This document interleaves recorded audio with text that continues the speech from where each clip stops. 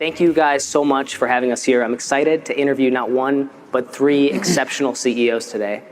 And I'll introduce them in just a moment. But I just want to say this is a remarkable time for me as well, because this is the first time we've ever done a live podcast in front of an audience, ever, including this big. So that's pretty exciting. So before we get to the introductions too, I want you guys to get an idea of how we're going to run this. The first part is going to be a conversation. I have a few questions pre-planned. And then what we're going to do is we're going to move into crowdsourced questions. So about 35, 40 minutes into this, we'll open up questions from the audience. And so you guys have a couple microphones here in the room. So I just ask that you as soon as we move into that time frame, jump in and ask whatever questions you want. Whatever, nothing's off limits here. And I think there's going to be a lot of interesting things that we can discuss. So let's get straight to it. The first person I want to introduce is Megan Reamer. Megan is the co-founder and CEO of Jackson's Honest, a healthy foods company. If you guys notice the snacks in front of you, that's from her company, Jackson's Honest. And how many of you have actually heard of this company? I'm just curious, or eaten her food? Yeah, let's hear it, actually. Thank you. I think this is kind of remarkable because the majority of the audience here is actually international, right? So it's just amazing. So she's been able to get on the shelves of 6,000 stores, if I'm not mistaken, including Whole Foods, which is one of the biggest grocery chains in the United States for whole foods, for healthy foods. And beyond that, the point of Jackson's Honest was to make potato chips, tortilla chips, and grain-free puffs, all cooked in organic coconut oil. And their son's autoimmune disease defined the types of food he could eat, but they couldn't find the foods they needed, so they made them all from scratch. Megan and her husband Scott started Jackson's Honest as a way to share their son Jackson's story and the delicious snack foods they made for him. And they've since had their products featured again around the United States on many, many store shelves. And you might have seen Megan on last year's season of Shark Tank, where she received $1.25 million investment from one of the sharks. So let's give a round of applause for Megan.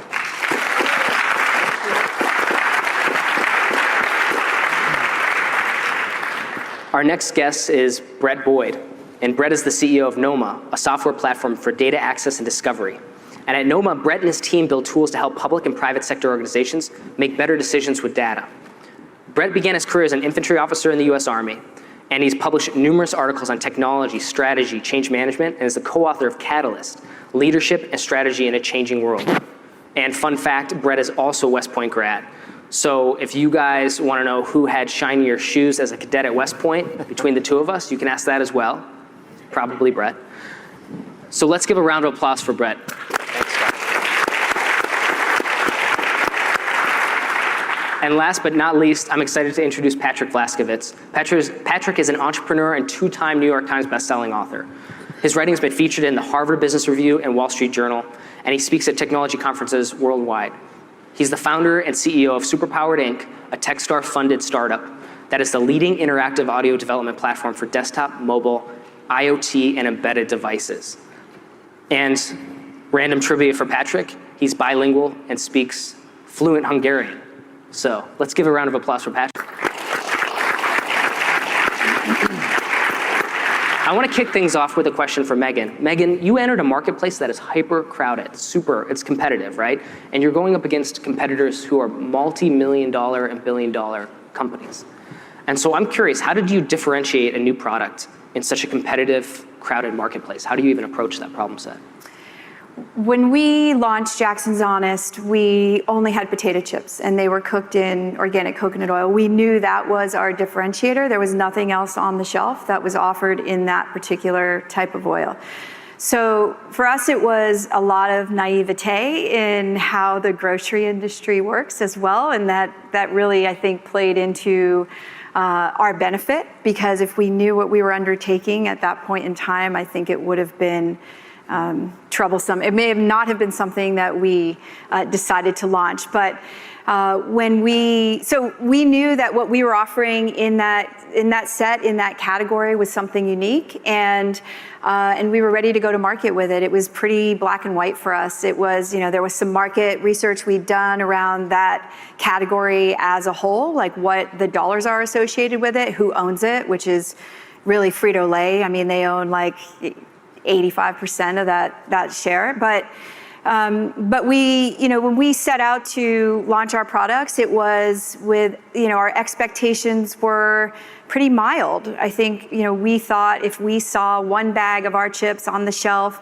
at Whole Foods Market, which was our barometer, we'd drop the mic and walk away and we were done, right? That was it. And it was really the tip of the iceberg for us, and as it would be for anybody. But we knew we were coming to market with something that was unique, and that was really our calling card, and that was what buyers for different retailers reacted to. And we knew that we were offering something that would not hurt the other sales in that aisle, but also bring new consumers bring new consumers into that space, as well as old consumers who maybe had given up on that aisle and those products. And has anything changed with how you perceive the marketplace now? Because you kind of came into it, you said, we'll say, naive optimism, and now you guys are in the space, so it's like every time you introduce a new product, I'm sure there's some level of analysis you're doing as well to make sure. Yeah, there is, for sure. I mean, we're looking at market data now. We weren't doing that before. We're just a lot smarter about how we're going to market, but I don't think we're at all deterred around what we're doing and what we're bringing. So for us, potato and tortilla chips were a no-brainer. Nobody was doing that in coconut oil. For puffs, we wanted to expand this snack portfolio and really have this platform. And so when we looked at puffs, it was, we had to ask ourselves, what can we bring to this aisle that's different than what already exists? Because there's a lot of cheese puffs that show up on that shelf. And so it was thinking through what that meant and kind of looking inward, like personal decision, right? So if I'm avoiding rice and I'm avoiding corn, what can I bring to that aisle that is different? Because all of those puffs have rice and or corn in them. And so we then had to put our thinking cap on and try to understand what ingredients were different and how could one of the primary ingredients we focused on right away was cassava flour. So how can we, create a puff that includes cassava flour, and what else does it include? And so it's this real, sort of iterative process along this R&D lane, and that was way before trying to understand what flavors we might launch or what the packaging would look like.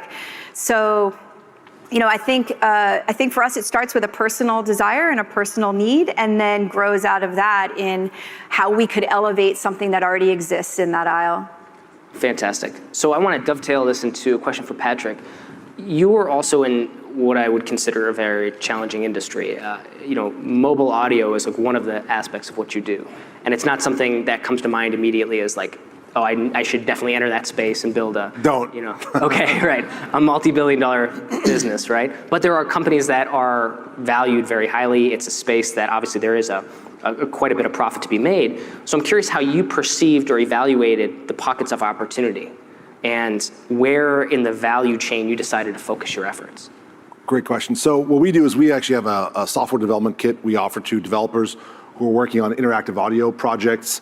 Our primary innovation, if you're an engineer, is digital signal processing. So our technology is very resource efficient, very fast, low latency. And if you believe in a world of sort of multisensorial world, you believe sort of IoT, and I'm sure GE has bazillions of dollars invested in that.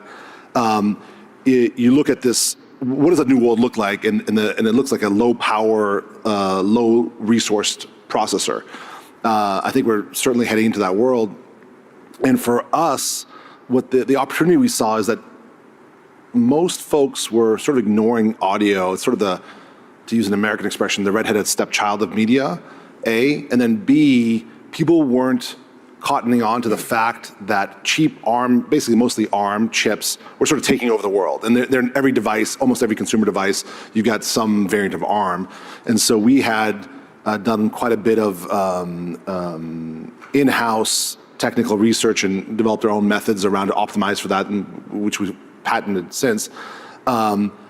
And we basically, as a small team, as a tiny team, we think we can move faster than larger companies, and we can also execute faster. We're certainly resource constrained because we're a small team, and it's a continuous problem how do we allocate resources?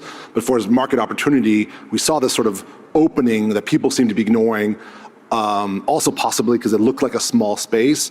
But I think like a typical innovation story, at least the story we tell ourselves, is that this is a small space that opens up into a bigger space and leads into bigger categories. And I think that's anyone here in this room has probably heard that story around a successful innovation before. How do you then, I suppose, approach it when it comes to, say, investment of resources and manpower, money, whatever it takes? Great question. For me, I'll tell you personally, what I love actually doing is especially when we work with larger companies that are, behemoths compared to us, I like deals where we deliver value, we can license some technology, but we also co-develop IP. I've found those to be quite valuable on both sides of the table, actually, and that helps me manage my sort of resources. Where are we? Because I don't want to get. Sometimes we do services as well. We didn't set out to build a services company. If we would have, which we didn't want to, it would have been a very different company. It was sort of a body shop, and we're competing with people in Eastern Europe and Asia around custom programming. That was never the intention. We do some services, but we actually have a product that has a massive footprint. Actually, literally billions of app installs run our code, tens of thousands of apps.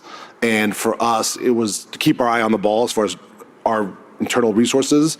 It was, can we strike deals that are not only profitable, bring in revenue, keep the lights on, are interesting, but we can also co-develop IP, where we retain IP and increase our product offering. That was one of the strategies that I took.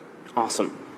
Bret, in your book, Catalyst, you talk about the nature of business cycles and how these are kind of compressing across time, and how these business cycles are kind of, the rate of innovation 100 years ago or 200 years ago was maybe once every 100 years, and now it's maybe we'll say the last decade or two was once maybe every 10 or 20 years, and now maybe it's even faster. And so innovation and change is happening and it's compressed.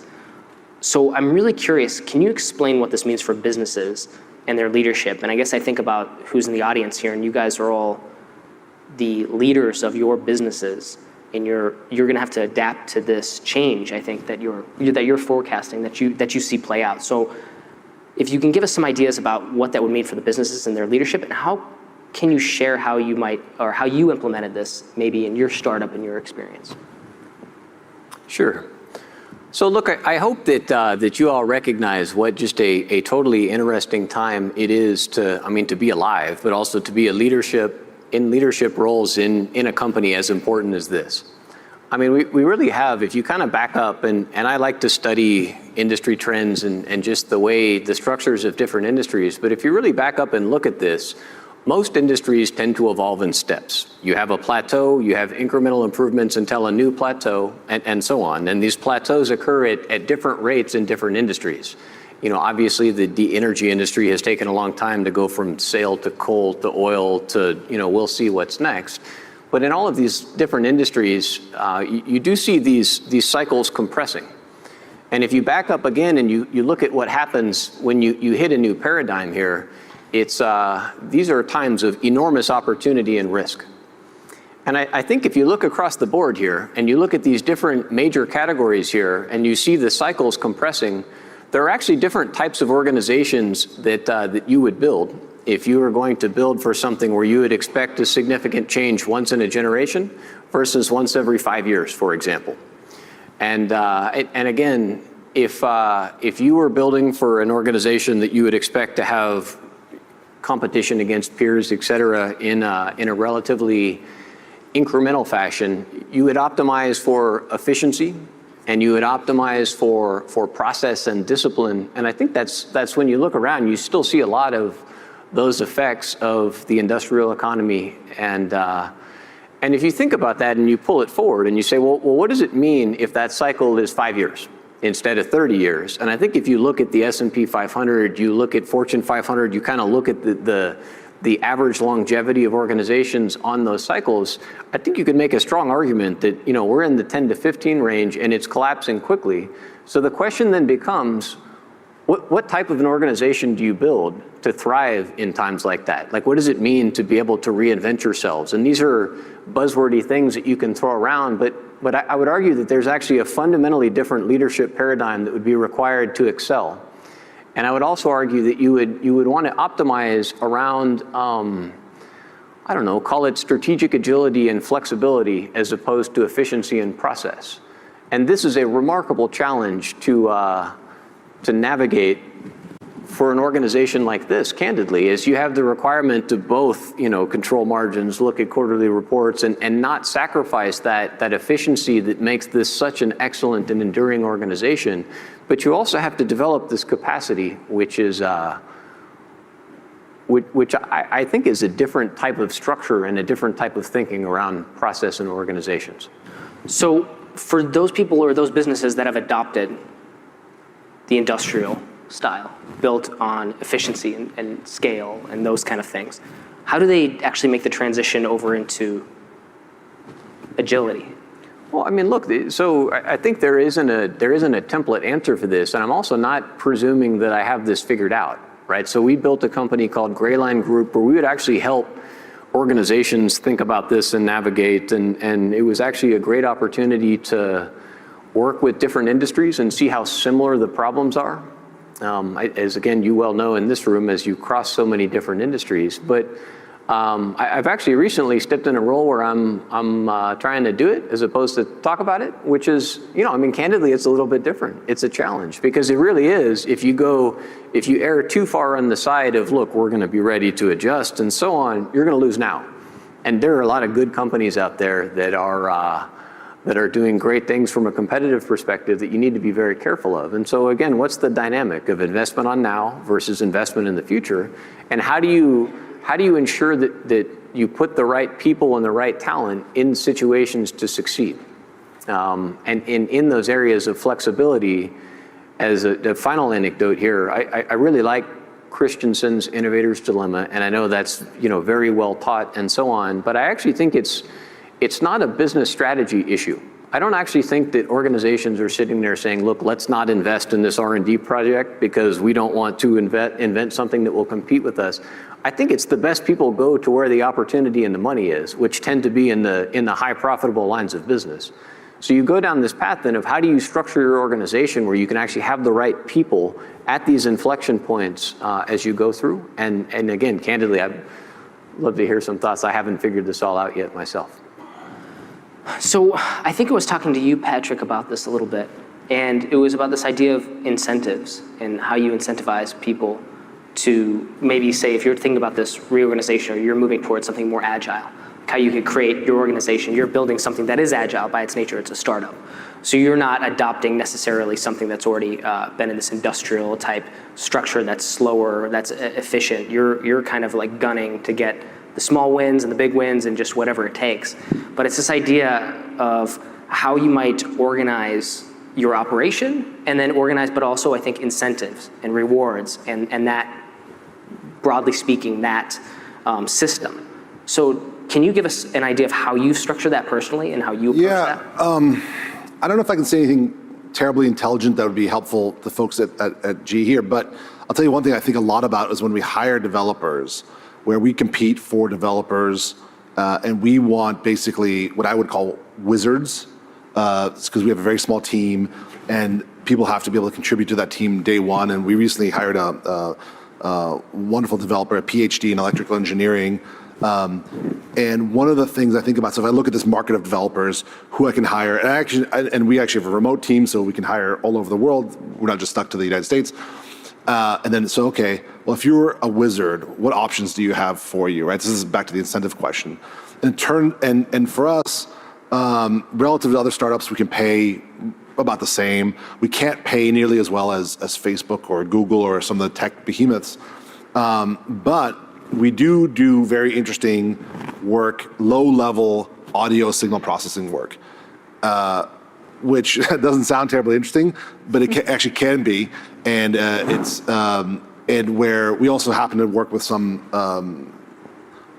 celebrities and sort of high-profile folks on interesting projects as well, and that's how we can actually differentiate and sort of incentivize people. So I make it very clear when we go recruit people that it's of course the financial package and the compensation has to be there in terms of incentives and all that, but for us, the work has to be very meaningful, and then the opportunity to do work on projects where especially if anyone's here as an engineer, they know this to be true.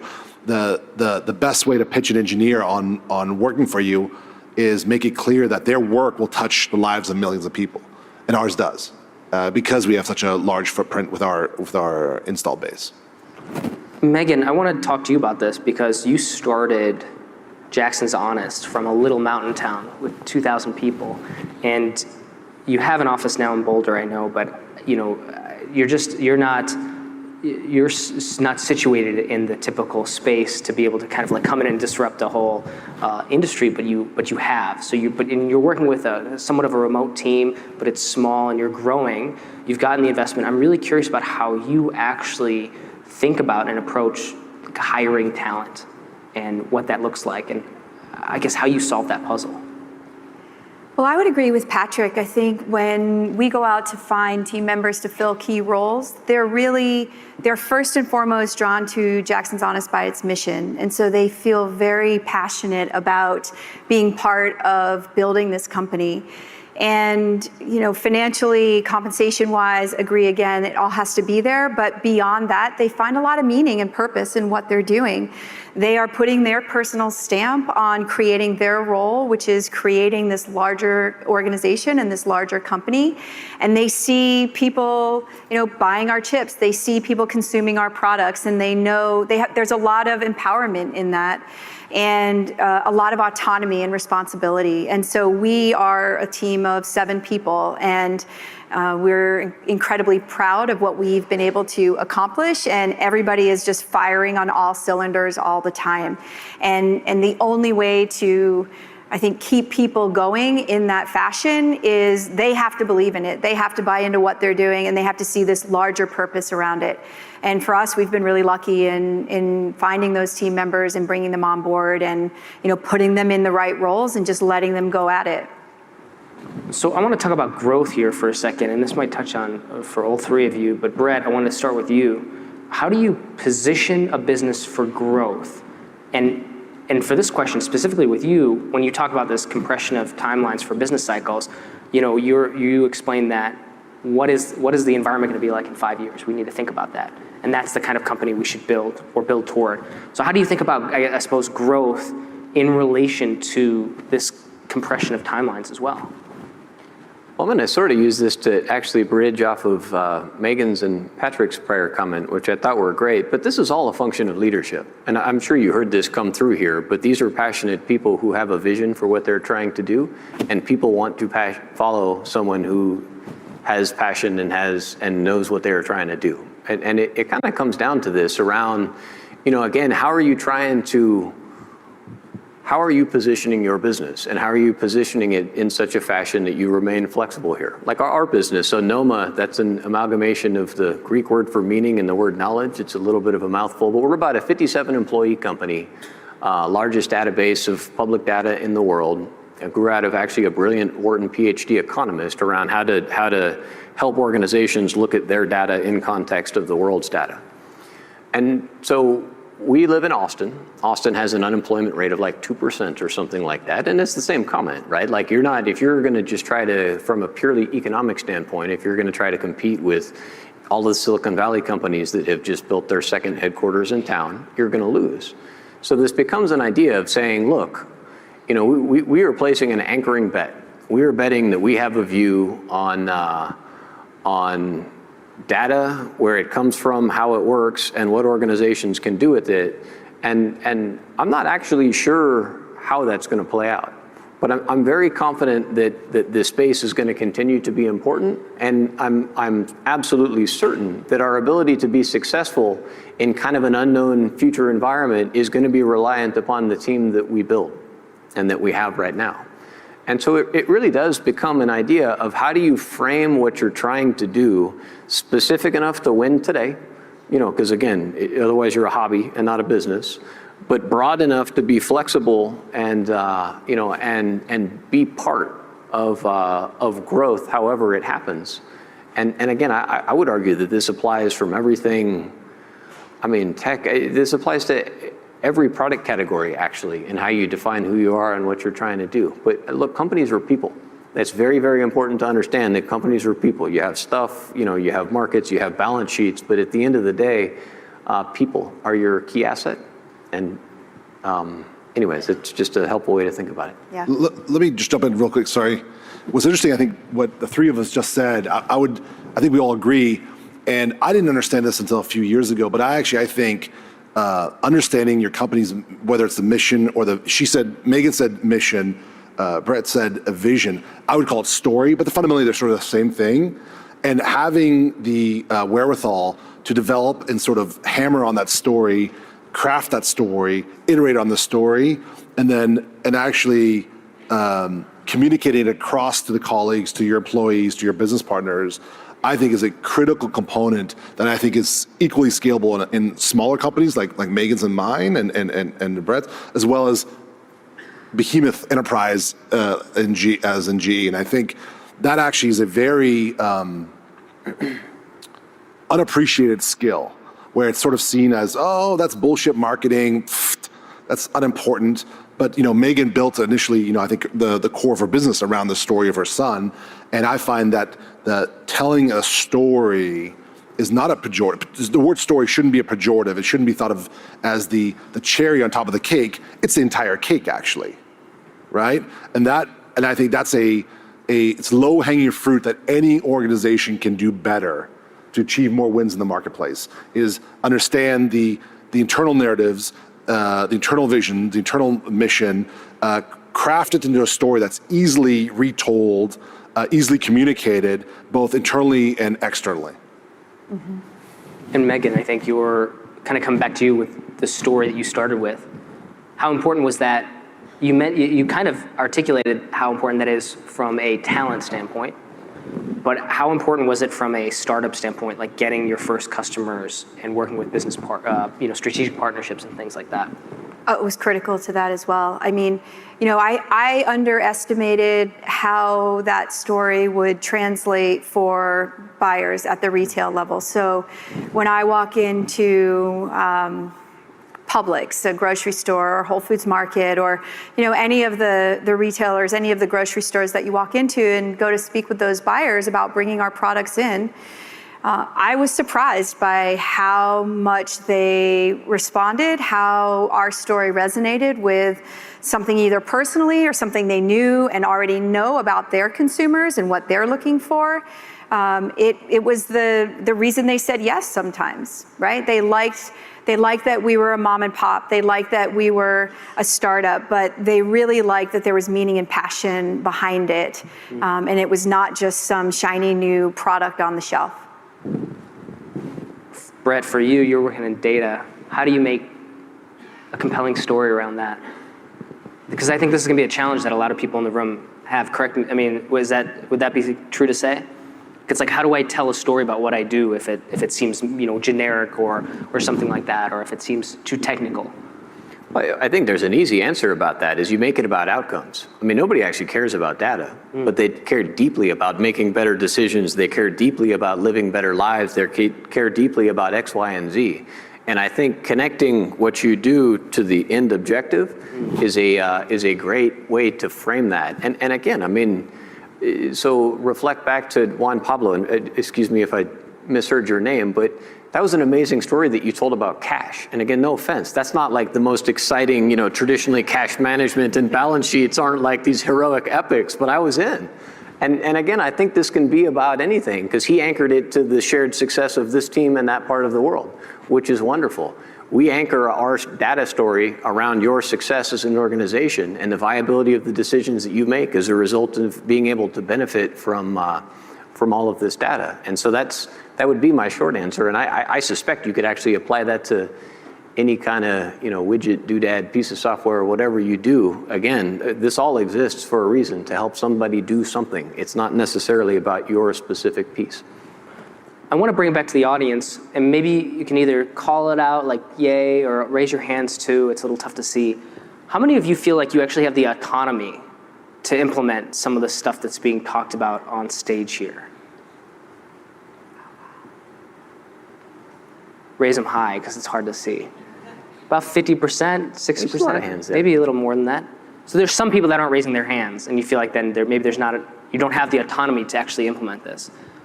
And maybe part of that then is top-down directives and things like that. So I'm really curious about this. If you can kind of help everybody in this room and me understand that. If I'm in an organization where maybe I don't have the complete freedom that a CEO has, and I know everything's on the line with you guys. Actually, I don't think CEOs have a lot of freedom, actually. Right. I feel like I'm like bound, like my choices are always restricted, but. Well, yeah, they're restricted in the scope of you have to make the business survive so you can eat. Cash is reality. Exactly.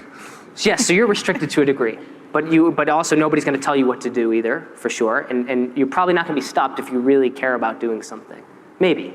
Well, it's like being a father, like I could get my way with my wife and my kids, but there's downstream effects, right? Like, I mean, the same thing with CEO, like there are certain times I feel very strongly that we should be doing something else, but if I stamp my CEO foot and we did it this way, there's going to be, it's not, I need to, as a leader, as any leader here, you can do the iron fist sort of thing. That's going to work short term, right? But real leaders, I believe, serve, right? Service leadership or whatever you want to call it, and persuade, actually, right? And actually, I think one of the, I'm not going to get into politics, but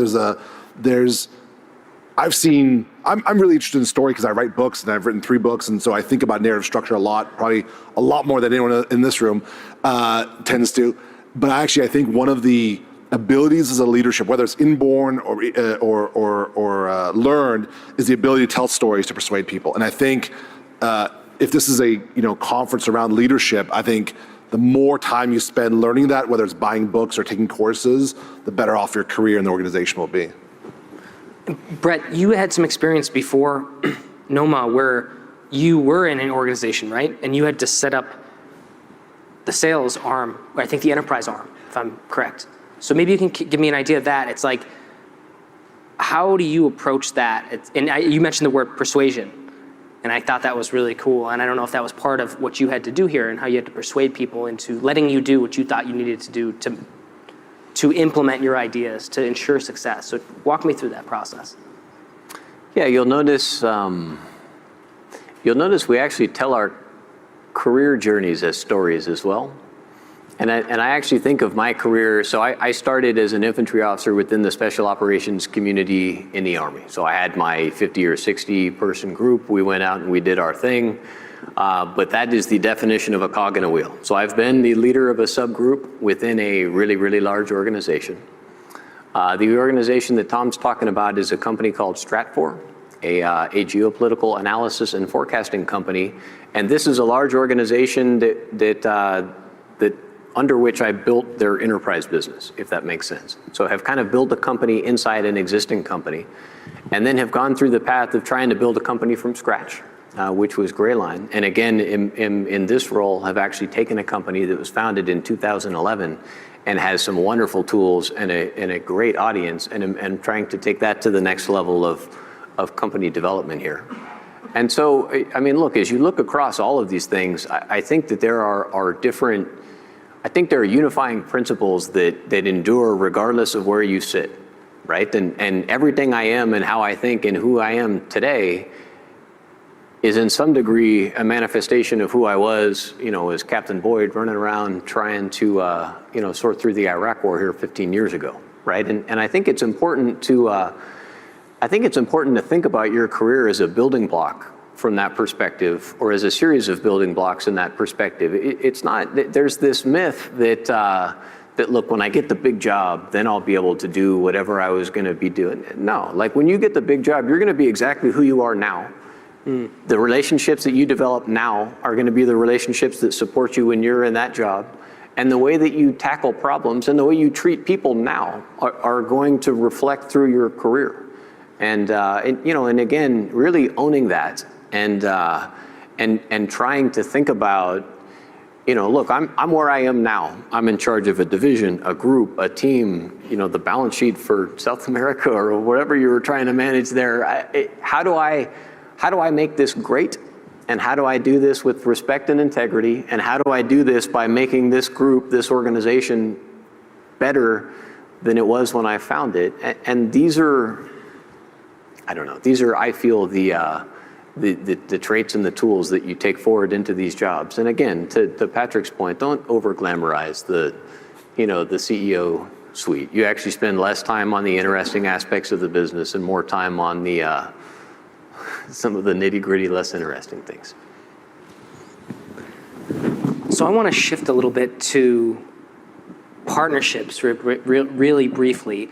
I think partnerships are a big part of what everybody in this room does, or a component of what you do. It's a requirement for you to be successful, is how you look at what are the resources and the teams outside of, say, my core team or who I'm working with to make something happen, right? A bigger, larger scale. So this idea of partnerships, and Megan, I want to talk to you about this because I think you've done a remarkable job with this, and then we'll go to Bret and to Patrick here. But when you think about partnerships, like, walk me through your process of how you actually approach strategic partnerships, where you look for opportunities that, say, like, you can't handle in-house, and how you, I guess, just approach it and try to solve for that problem. Well, for us, it's partnering with retailers typically, and brick and mortar retailers. So Whole Foods Market is a great example of that. When we started working with them, we had this very strong relationship right out of the gate. We were a small business. They wanted to support us. They like product diversity. They like to be the first ones to market with new products. We sat down and really tried to understand where they were coming from. Do you want non-GMO products? Do you want organic products? What kind of checks your boxes, and here's what checks ours, and trying to understand where those intersect, right? As just a fundamental conversation. For us, in starting that conversation and then continuing to work with Whole Foods specifically, but certainly other retailers and certainly other channels like e-commerce, for instance, where we're launching our new puffs, our new grain-free puffs, solely through Thrive Market, which is an e-commerce store. So, but if I use Whole Foods Market as an example, they have something called a local loan program.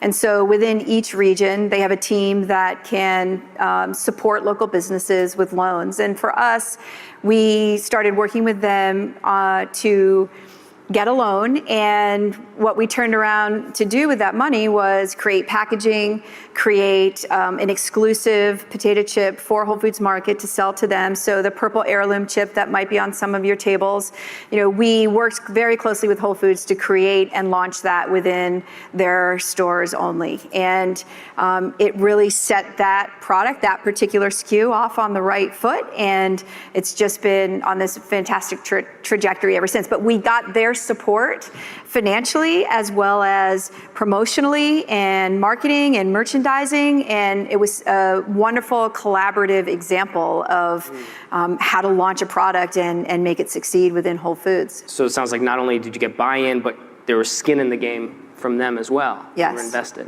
So Patrick, you're kind of nodding your head. I'm just curious about your experience with partnerships and how you've approached this. Yeah, we were talking about this over lunch. The two broad buckets I look at. I look at the entire deal when we approach these companies for when we co-develop IP on some of these projects. But I look at risk. So who's eating the risk? And we were talking this over lunch. And I have a 7-year-old little boy, and he was listening to me talk about the deal, and he said, "Daddy, what does it mean you're eating all the risk?" So I explained to them, how the contract was structured and how they had these clawbacks for performance that didn't make sense. Anyhow, but number one, I look at risk first. Assuming the financials, the economics work out. And two, I look at this is something that might be helpful for some folks. I look at actually how the other side perceives time.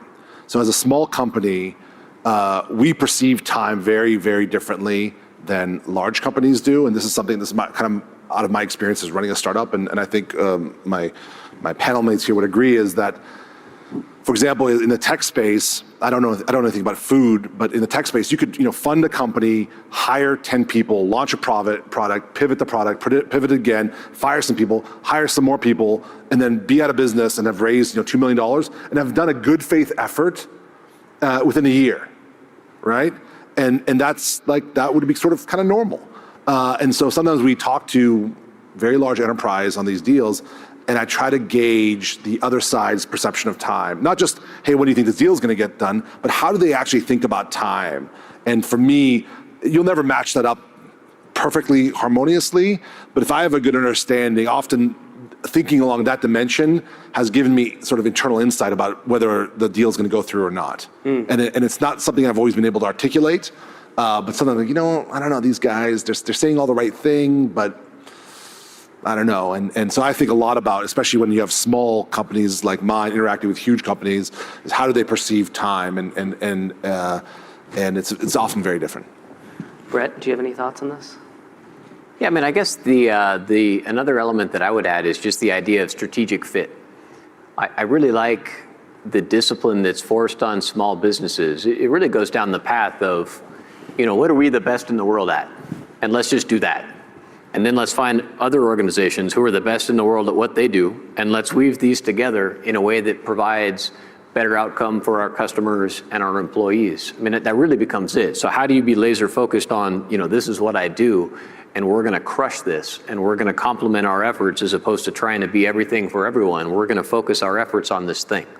Like for example, back to the data story. So again, data is interesting and helpful. Data means different things for different industries. So we have some partnerships basically where we leverage the world's macroeconomic data, and we have partners in the commodity space, in the steel space, actually in the corporate security space, and in the financial space, who take our data and help contextualize it based on who they know the ultimate customer is, having sat in that seat before. It doesn't actually make sense for me with my organization at this size to go hire a bunch of buy-side Wall Street folks and try to figure that out myself. I would much rather let's crush who we are, and let's then partner with organizations that can help add that extra layer of contextualization, which results in better outcomes, higher prices, more traction, longer contracts, et cetera. I love it. Well, I want to move to the Q&A. Who's interested in asking a question to any one of our panelists or the whole group? And we'll take a moment. Do you guys need any water? You need water? I'm good. I brought some. Oh, I'm okay. Do you want some water, Patrick? I'm good. I'm fine. Thanks. I have a question for Megan. First of all, thanks for the snacks. Really loved it. As you think about building sustainable competitive advantage in an industry like yours, which is very mature in many ways, how do you think about two extremes, one coming from product innovation and the other going towards, if I can say, execution efficiency at scale? How do you balance between these two? It's a great question, because I think, and this is something Patrick just touched on, we feel this pressure to continue to innovate and bring new products to market. We have so many ideas about what those are. But again, getting back to this cash quote from Juan Pablo, it is hard to make sure you have the correct resources in place to be able to bring them all to market. Having said that, I think we can really identify where along that innovation pipeline and where we are in that path to understand which products we feel really compelled to bring to market sooner rather than later. So to really be able to prioritize, and then within that prioritization, we try to understand the best way to bring them to market. So, there are different channel strategies really, right? There's, in the grocery business, there's conventional markets, there's conventional retailers, Safeway, Kroger, HEB, some of those retailers around the country. There's a natural channel. There's e-commerce, which is something that is, 5 years ago was not a big player in the grocery business and is right now. So many people are getting their groceries from Amazon. Identifying what the product is that we're going to bring to market, and then the best channel in which to do that is a lot of our analysis in what we want to introduce. I think, we definitely feel pressure to continue to innovate, but we still have a lot of business opportunity with the first product we launched 4 years ago. And so it's a tough balance to understand how to go really deep with our original product and get them on the shelves where they need to be, but, within 18 months, start launching a new one. Thank you. Thank you. Thank you all for being here today. My question is for you, Megan, in particular. I think that Jackson's Honest has a great story. It definitely appeals to people's emotions. And you talked a little bit about how you got that story out to the buyers at stores. Beyond Shark Tank and bringing us these great snacks, what have you done to get that story out to the consumer across the United States? Yeah, it's a great question. I think, when we first started, we were really surprised at how ferociously consumers were finding us, right? So we had a website, we had a Facebook page, did the bare minimum of what you need to do when you launch a business. And this was 6 years ago. And we didn't have any, search, we weren't doing any search engines. And these consumers were emailing us, and all of the inquiries were inbound, and we were shocked by that. And we realized that there was this much larger market for not just our specific coconut oil products, but sort of this better for you snack space. And how do we think more broadly about this? For myself around reaching out to consumers and trying to engage and interact, it's through our digital channels, through our social media, having really good interactions and conversations along Instagram and Facebook and Twitter, but it's also doing a lot of in-store demos and passing out product and getting people to try them and just having these type of conversations with people individually as much as I can around the country. Thank you. Thank you. Hi, this is Mohammed Ayoub. I have a question for the whole group here. Patrick mentioned time as a category to determine whether we're partnering with some of our partners or not. What about time in determining whether we should continue in an entrepreneurship based on the market response for that? In many cases, we've been pioneers in getting into a technology, but we didn't really see the same tractions from our customers. And then when is the right time to say, yes, this is a successful investment, and when to say, no, it is not? Perfect. Who wants to field that first one? That's a tough one. It's a hard one. I'll take it. So I think there's been a lot of literature that's been written about this. As Bret mentioned, Clayton Christensen's Innovator's Dilemma talks a lot about these same problems.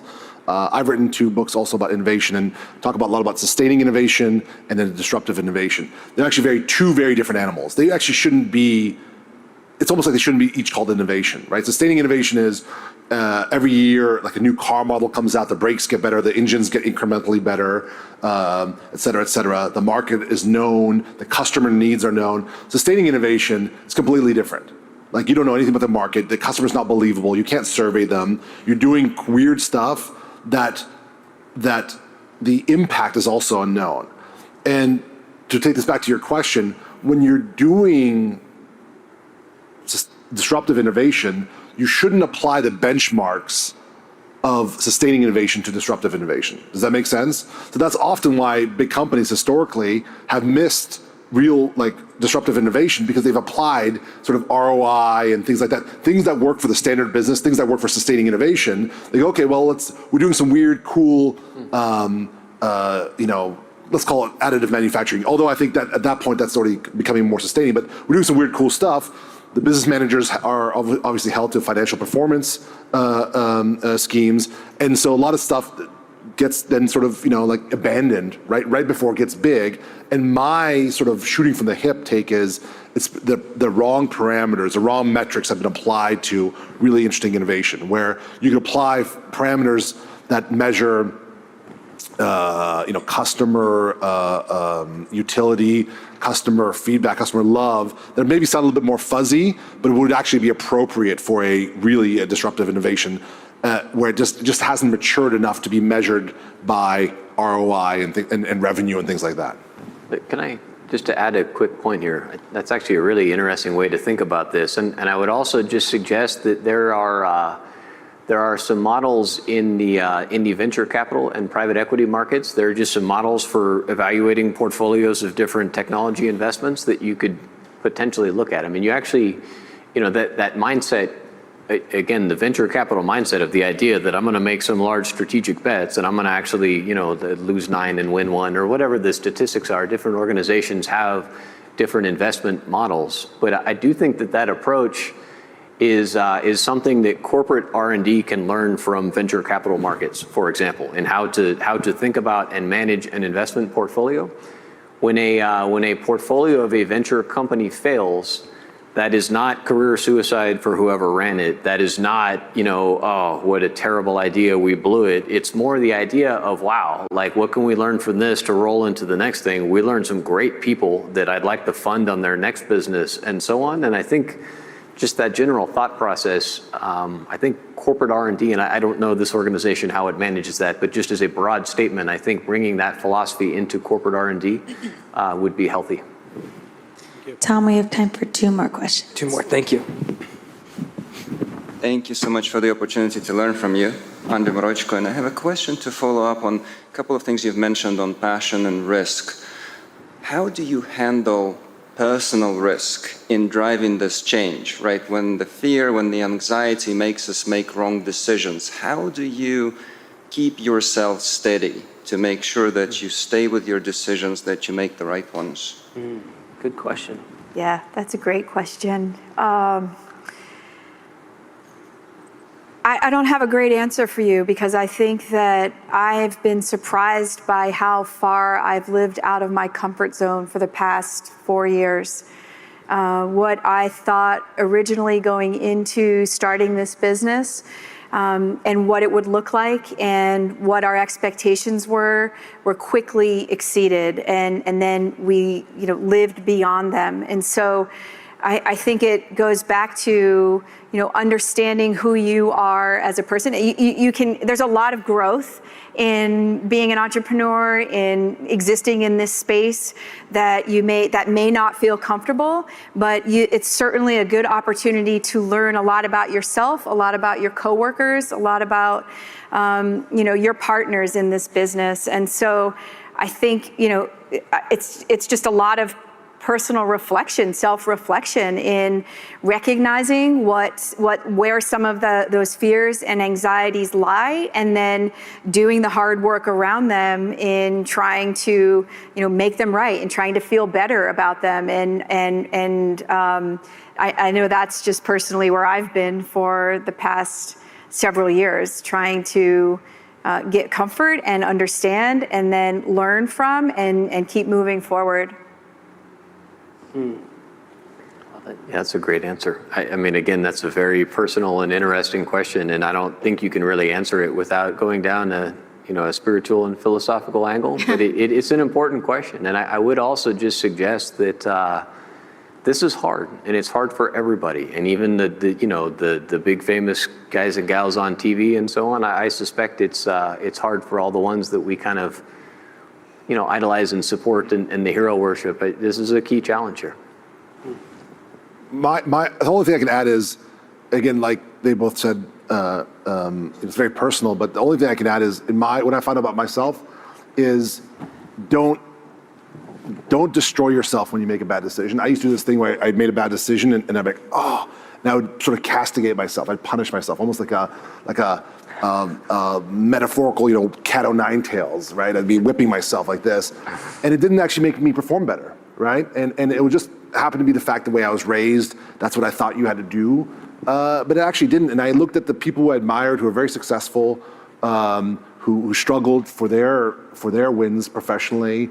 Some of them who are independently wealthy, had huge exit.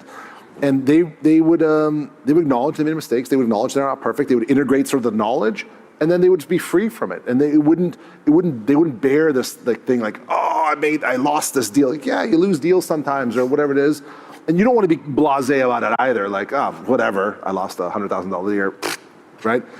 But it's just as bad, if not worse, to castigate yourself. At least that was my experience in my personal journey. Like Bret just said, everyone's different. Thank you. Thank you. Do we have time for one more? Okay. Thank you. In keeping with the personal tone of the last question, my question is specifically to Megan.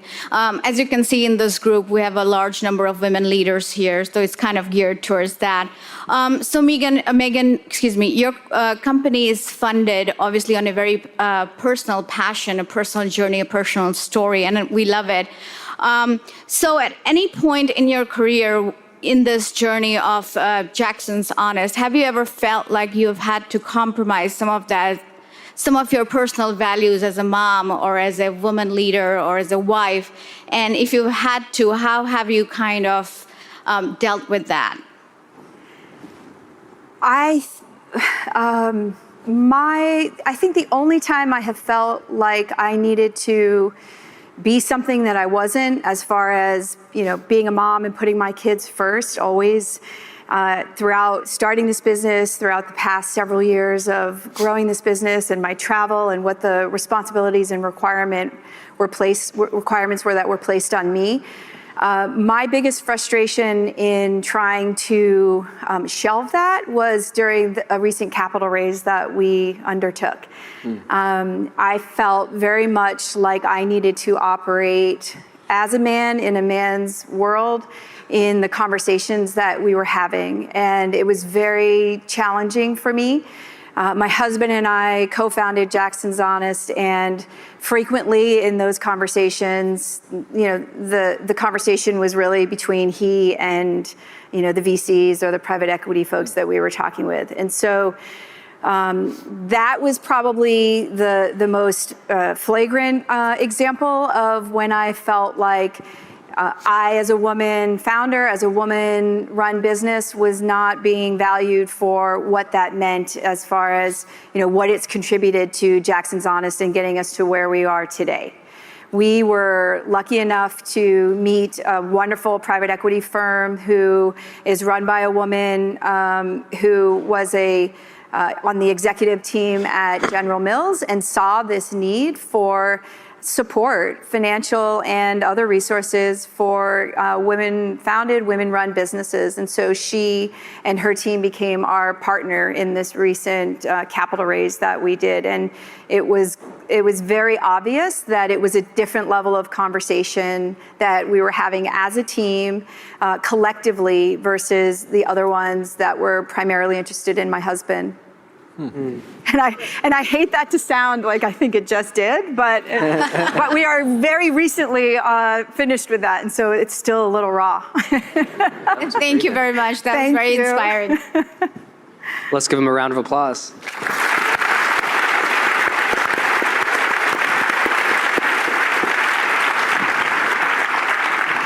Well, thank you guys for having us. I'm so honored to be here. Grateful to have brought an amazing panel together. Patrick, Megan, Bret, thank you for being here. So thank you guys so much.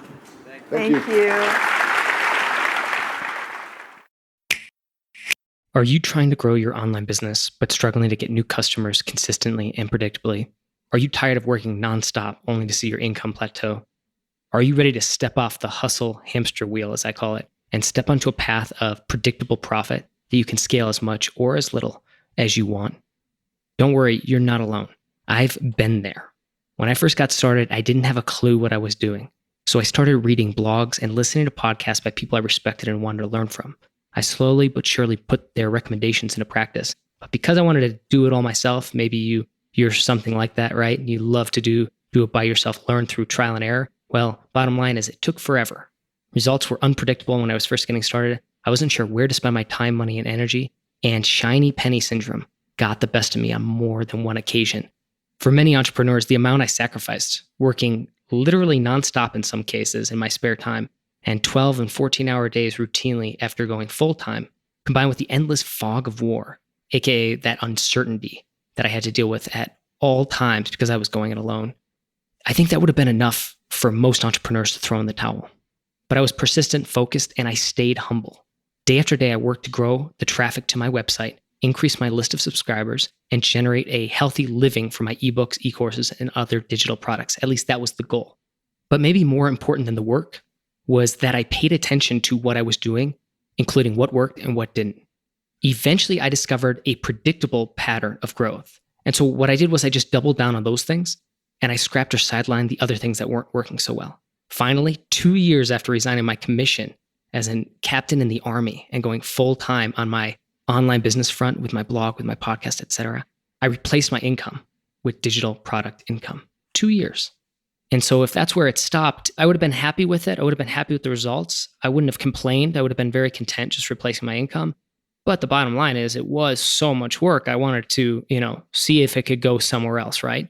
So I just kept doing what I was doing, but better, faster, and more effectively. Again, just kind of applying the same system that I discovered from seeing these patterns emerge, right? So I implemented it, I kept doing it. And eventually replacing my income turned into doubling my income. And then that turned into a little bit more and a little bit more. But not just that, it afforded me the freedom to dictate my day and also choose the projects I want to work on the schedule and on the timeline I want, and to work with the people I want to work with. And to me, that's like a whole new level of freedom, especially coming from the military. It's something I've never really had that level of complete autonomy until I became my own boss. I started my own business, and until it became profitable enough for me to start to take a step back and actually reap the rewards of it. Because it's not all just working. And I do believe it's hard work. And I'll always say that. Nothing about doing this stuff is easy. But at the same time, you've got to reap the rewards at some point and take some of that profit, even if you're just reinvesting it into new assets and things like that. Bottom line is, it can't just be work, right? Entrepreneurship and business is about that result that occurs, the value you've created and the profit, that piece of value that you've captured, okay?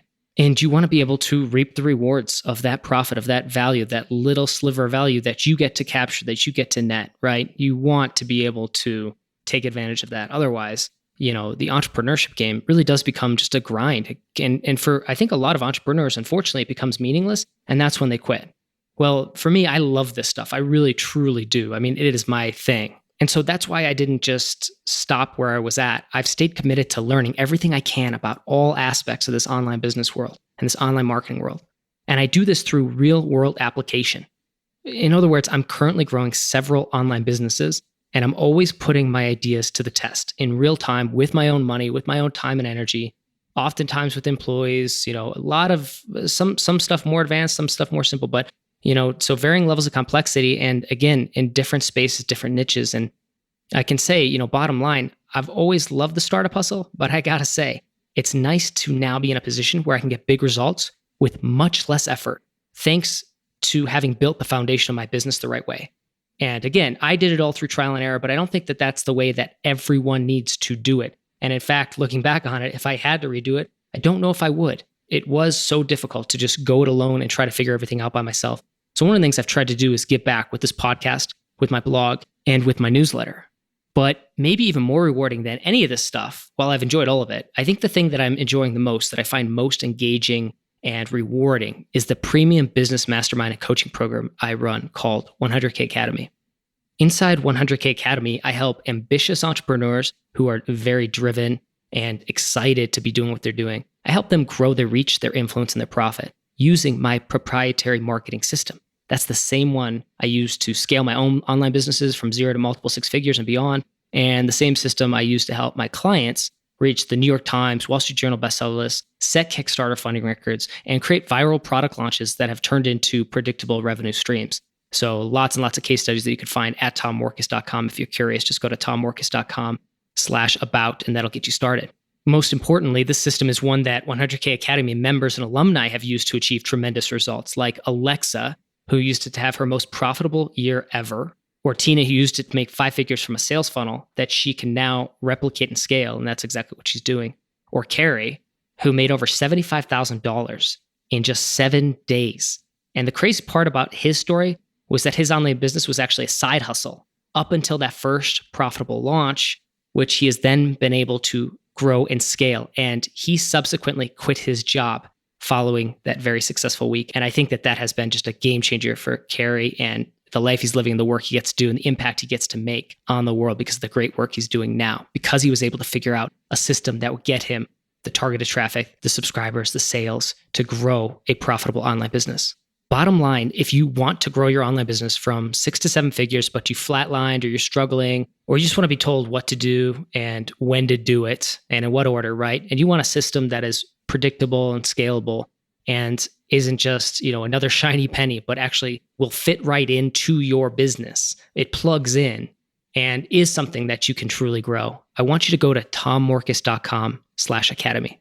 That's tommorkes.com/academy. Academy is spelled ACADEMY.